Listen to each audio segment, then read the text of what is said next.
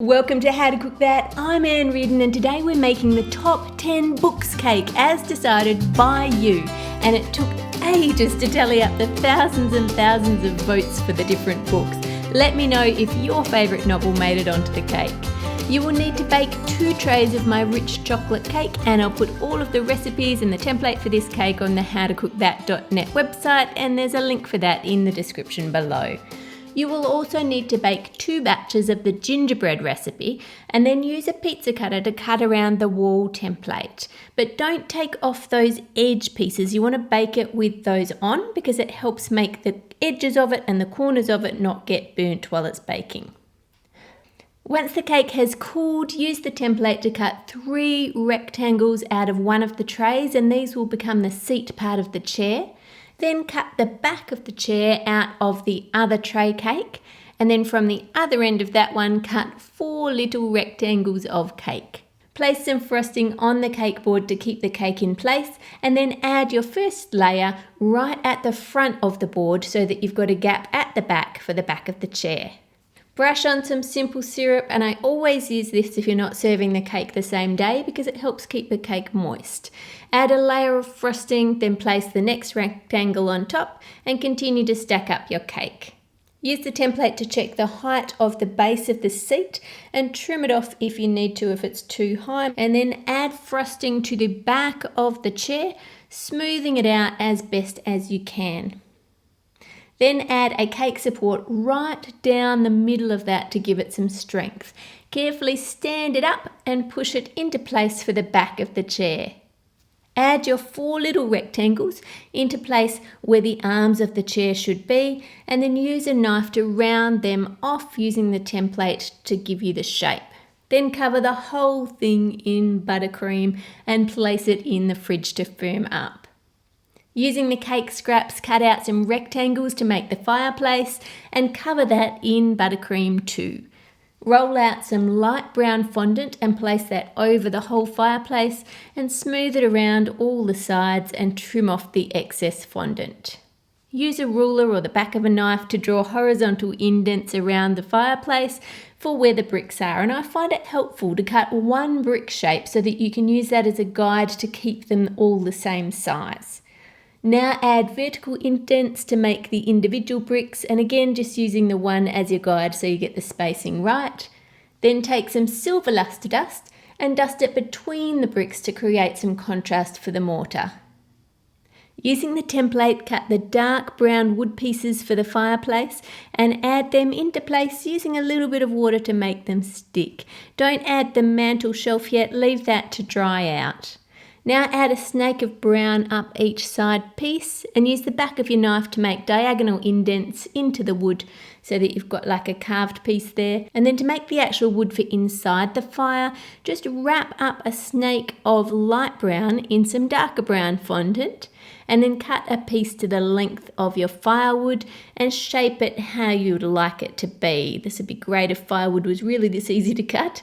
And then for some pieces, use a knife to roughen up the end so it looks like they've been snapped rather than chopped. Place the chair cake on a bowl and then cover the whole thing in red fondant or whatever colour you want your chair to be. And then use a ball of the fondant to push it down into the corners of the seat there, just lifting the fondant as you do. And I'm using the ball so I make sure I don't get fingernail imprints on the chair at all. The ball's nice and smooth. Once you have the seat part right, just smooth over the rest of the fondant and then use scissors to trim it off at the base at the front and tuck the excess under. Trim the back of the chair in the same way and then use your fingers to flatten out where the edge of the fondant is. Use the back of a knife to define the edges of the chair right up the seat bit there, and then add lines down and across the front so that you've got like a cushion part sitting there. Then press down on the chair with your fingers to indent it like someone is sitting there. Then add a square of fondant to the side of the chair, and I try and add the fondant pieces in just like the fabric would be on the actual seat. And then add a line of holes for stitching, and I'm using a dressmaker's tool for this. If you don't have one, you could just use a skewer to do lots of little holes in a line instead. Add your piece of fondant to the back of the chair and stitch it into place in just the same way as we did on the side. Roll a tiny snake of fondant and add it like piping around the front edge of the cushion and the arm of the chair. If you have a fondant extruder, then that makes this really easy. If not, you're just going to have to roll really thin, even snakes. Then add another piece over the top of the back of the chair and then put that whole thing back in the fridge. Moving on to our walls. Once the gingerbread is cooled, cover it in a layer of chocolate, spreading it out all the way to the edges. Then add a chocolate transfer sheet on top. And you need to make sure you don't have any pockets of air underneath. It all needs to be touching on the design, so just use your fingers to get rid of any air bubbles. Chocolate transfer sheets have a pattern on them out of coloured cocoa butter, and when the warm chocolate touches it, the cocoa butter melts, and then when the chocolate sets, that pattern ends up setting in the chocolate. And once you're happy with it, flip it over and press it down gently just to get the whole thing completely flat, and then leave that to set. Once it is set, just peel off the acetate and voila, we have wallpaper pattern on our wall. For the other wall, I'm just making it plain because it's going to have lots of things on it in a minute. Once it's set, use a sharp knife just to scrape a tiny bit off, and I want to use this in the fireplace later. To make our door, roll some modelling chocolate, or you could use brown fondant, and cut around it using the template, and then add strips of brown around the edge like planks of wood on the door. Then take the end of a piece of plastic and indent down around the edges on the insides of those bits of wood so it looks like it's been routed to give it a bit of a pattern. Then use a sharp knife to draw lines for wood grain across the door, just doing some rounded shapes and just doing lines around those following the same path. Add a little bit of water to the wall and put the door into place, and then just use your ruler to straighten up all those edges. Roll a ball of brown and dust it with silver luster dust using a dry paintbrush. Flatten it slightly and then add it into place for the door handle. Use some melted chocolate to add those walls into place on a firm piece of wood, and I've just covered mine in foil. Then add some long strips of brown fondant to cover that foil all the way across and make it look like wooden floorboards. Then use the end of a ruler to make indents for the end of each board. For where our fireplace is going to go, add a rectangle of fondant with indents in it to make it look like bricks, just like we did on the fireplace, and then put a thin piece of black onto the wall behind it for the back of the fireplace. Add the cake fireplace where it should go, using some melted chocolate to make sure it sticks. Then add that mantel shelf into place on top. Put some black gel food colouring onto some paper towel and gently rub some black onto the bricks around where the fire would have discoloured them. Fireplaces never look clean. Then use the black colour on some of the logs and roll them in the shaved white chocolate for ash. Add the burnt log and some more ash into the fireplace. Then pile on some more of the sticks you made and some little strips of red fondant for flames. Now in the centre of the cake, add our chair cake, and I've put 4 bits of gingerbread under the cake board to hold it just off the ground. Now for our books. Coming in at number 10 was The Hobbit by J.R.R. Tolkien. Roll a disc of black fondant and cut a circle using a straw. Then use the end of your paintbrush to poke a hole through the centre and then gently roll it to form a ring. Brush that all over with gold luster dust. The Hobbit was actually published nearly 80 years ago, and it follows the quest of Bilbo Baggins to get the treasure that's guarded by the dragon Smaug. And if he puts this ring on, he becomes invisible, so he wears it around his neck. So cut a strip of brown fondant and thread it through the ring, twisting it at the end, and we're going to place that just here on the arm of the chair. Now, I was going to wait till the end to make this one, but I'm just too excited. Our novel written by my husband Dave is now available for pre-sale in the bookstores. Woohoo! And I'll put the links below. Just dampen some blue fondant and add the back cover. And I've printed out the cover using edible ink on wafer paper, which is paper that you can eat, and it's used on nougat. Put some baking paper on top and rub it firmly. Now, the book is called The Deep Enders. And you guys have been involved in writing it, from choosing the bad guy's name to deciding what country 16-year-old Murph is from, what movie is playing at the cinemas when he first sees Mickey, the sassy girl whose style you chose. And she has a secret which has her on the run. Thank you so much for all of your input. We have put so much energy and passion into this book, so I really hope that you enjoy it. Trim along the edges of the cover and then cut the white slightly smaller than the cover and add the cover on top. Flip it over and indent it in the middle, and then add a roll of baking paper under each side to let the book curve as they do when they're open. Add a tiny bit of water to the middle and then add this page from the book printed on the wafer paper into the middle. Now add lines for the pages across the edges of the book. And people have been asking, will the book be in print? Will it be in digital? Will it be available in my country? Yes, yes, and yes. Check out the links below for details. And if you love it, please do leave a review for the book, because that will really help us. So do that once you've read it. At number 9, we have Gil Online by another YouTuber, Zoella Sugg. Add a snake of fondant to the wall like a photo line, and then dampen that with a little water and add the pictures from the front of the book. And again, these are just printed out on wafer paper. And Zoella has 2 novels, and they're both about a 16-year-old girl blogger whose blog goes viral, and then in the second book she goes on tour with her rock star boyfriend. At number 8, we have another YouTuber, John Green, and I have done the Fault in Our Stars ice cream cake before, so I'll link to that one in a books playlist at the end of this video. But for this cake, we're going to do another one of his books. We'll do paper towns. Use wafer paper and edible ink to write a tiny note with this address on it and add it to the side of the door using a little bit of water. And the book is about Quentin's quest to follow the clues and find Margot, his neighbour, after she disappears. So I've also printed out a map of Aglo on wafer paper, and we'll just leave that on the floor at the front. At number 7 is The Dork Diaries by Rachel Renee Russell. Roll out some pink fondant thinly and add a thicker piece of white. Rub a little water on top and add wafer paper cover on top of that. And then place baking paper over it and rub it on to make sure it's fully adhered. Then just trim around the edges, cut the white fondant a little bit smaller than the book cover, and use some water to add it into place. Flip it over, make an indent for the middle of the book, and use your knife to make pages just like we did on the Deep Enders. The Dork Diaries are a story about Nicky, a not-so-perfect, self-confessed dork.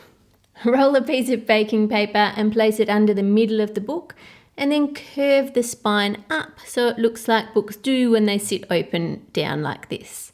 Once it's firm, just add it on the floor next to the chair. At number 6 is Divergent by Veronica Roth, and I've already made a full Divergent cake video with all the factions on it, and I'll put that in the playlist at the end too, so you guys always ask for what you like, so I've already done some of these. Add the wafer paper to the blue fondant. Divergent is about Triss, who lives in a post-apocalyptic dystopian future. She has to choose a faction, and she's separated from her family, finds out she's different, and there's a villain trying to destroy the government. Add the white to the inside of the cover and draw lines for the pages. Then turn it around and add some indents on the spine. Let's put that one by the fireplace. Coming in at number 5, we have The Maze Runner by James Dashner, and we're going to make this one in the same way as we did for Divergent. And this novel is about a bunch of teenagers who wake up inside an unsolvable maze full of hideous creatures in the future in a dark, dystopian world, and it's an experiment to study their minds. Let's put that one on the floor over here with Divergent. Diary of a Wimpy Kid by Jeff Kinney had so many votes from you that it made it to number 4 on the list. Roll a ball of white fondant for his head and then use some spaghetti to attach it to the top of the chair. Roll an oval of white for his body and make a slit for each arm and then roll them out to make them skinny. Flatten out the ends for his hands and then trim them off to straighten them. Cut a chunk out for his thumb to make it shorter and then cut it so that he has 3 fingers, and you can round out each of the top of those fingers. Roll out some black and add it in place where his hips are, and then trim it and split it to make the shorts. Then cut a ball of black fondant in half to make his shoes. Add some strips around his shoulders for where the backpack straps are. And now for his legs, roll some white fondant around some spaghetti to give it some strength. And then add that into the shoe. And then add a strip of black around the leg for the sock. And I suggest that you make the figures a few days ahead and let them go firm before you add them to the cake. Then once you add him, you can add a little backpack on his back. Add a little nose and a couple of indents for his eyes and a tiny ball of black to each eye socket. Then add his sad little face and make a hole in the top of his head and add some teardrop little shapes of black for his hair. At number 3 is Percy Jackson. If you put all the spines of his books together, you get a cool picture, so we're going to make that into artwork for the wall. Firstly, cut the buildings out of light brown fondant using a knife, and then add that to a teal coloured rectangle. Dust some brown food colour on the base of the buildings for shading, then add teal waves over the top. And we want to shade those too, and I'm just using some blue powdered food colouring to do that. Continue to layer up those waves, making them bigger at the front. Then use a knife to trim the edges so it's nice, neat rectangle again. Roll some spheres of black, then flatten them out and add them along the top for the storm clouds. Then mix some silver luster dust with either some lemon juice or some vodka and paint semicircles on the clouds. Percy Jackson is by Reardon. No, he's not related, different spelling. His novel is interwoven with Greek mythology. Percy is the son of Poseidon, the Greek god of the sea, and he is accused of stealing Zeus's master lightning bolt. So we need to add some lightning strikes coming out of the clouds, and then we'll just paint those with gold luster dust. Use some melted chocolate to add this artwork to the wall just behind the chair. At number 2, the second most requested book was The Hunger Games by Suzanne Collins. You guys have requested this before, so I've already done a Hunger Games cake with the Mockingjay pin, and I'll add a link to that in the playlist as well for you. But for today, we're going to make a white rose from President Snow. Creepy. Cut out circles of white fondant using a straw, and then roll them out even thinner like petals. Roll the first one into a cylinder like it's the tight rosebud in the middle, and then place 3 more petals in a line overlapping each other.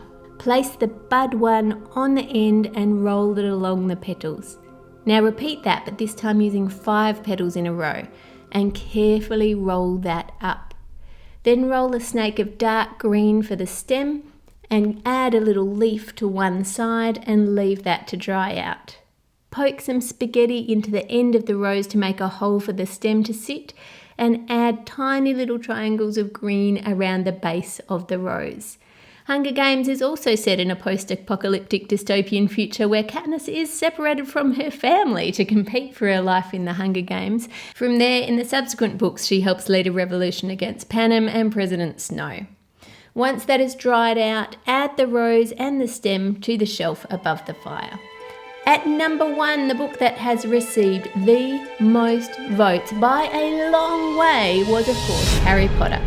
To make Harry Potter's face, roll a ball of fondant for his head and then make it slightly egg-shaped. About halfway up, add 2 indents for the eyes and then add 2 little black ovals of fondant into place.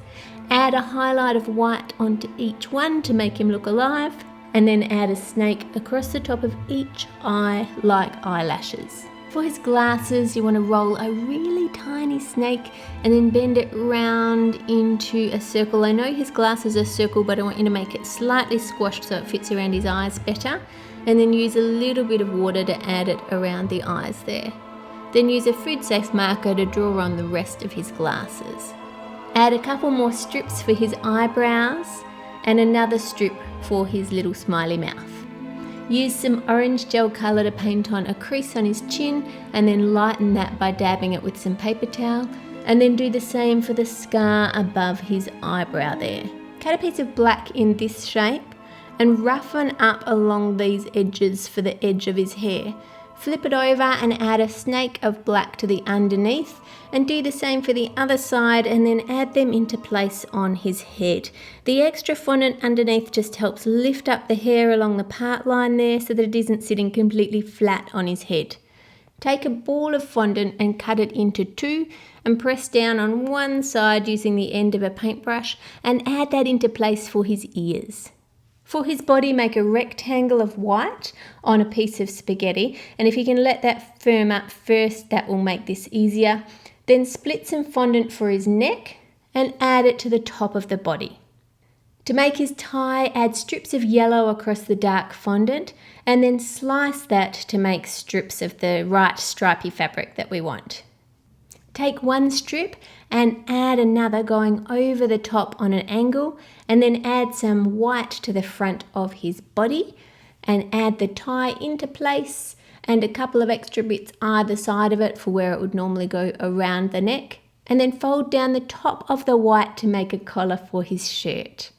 Cut a V from some grey fondant and add it over the top of the body. Just wrap it around and smooth it around the back. We're actually not going to see the back of him, so you can just smooth that off there. Then draw a line around the edge of the V neckline and make ribbing lines using the end of your knife. Add some creases to the side of the jumper, and then put a strip of yellow across the bottom and a snake over the top of that, and flatten it out using your finger. Roll out some yellow fondant and add 2 pieces of maroon with their corners touching in the middle, and then cut out a tiny little shield shape and add it into place on the jumper. Then use a food safe marker to draw an outline around the edge, and then draw a rough line shape for the Gryffindor shield. Now roll out 2 cylinders of black for his legs and add them to the chair. Cut a ball in half for his shoes and cut a wedge out of each sole to define the heel, and draw a line around the base. Add a shoe under each leg and then make indents where the pants would be creased when you're sitting down. Add some little laces onto each shoe and add his body into place on top of the legs.